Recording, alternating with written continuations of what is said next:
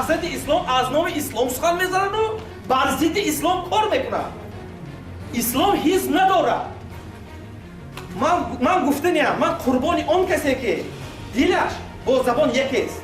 وقتی که شما تکیه به غایه‌های ملی نمیکنید، وقتی که شما دستاوردهای دولت رو نادیده میگیرید، وقتی که شما مسلمان ها رو با حکومت خودی تقسیم میگیرید، این مگر جوانمردی است؟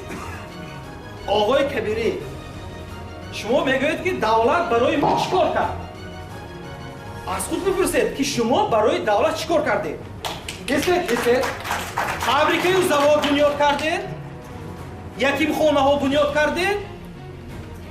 دانشکده ها بنیاد کردید؟ یا از جان خود گذشته به سرزمین جنگیده ایستاده افغانستان رفتید؟ جوانان تاجیکستان رو هرگز گمراه نسازید. تاریخ این رو نمیبخشد.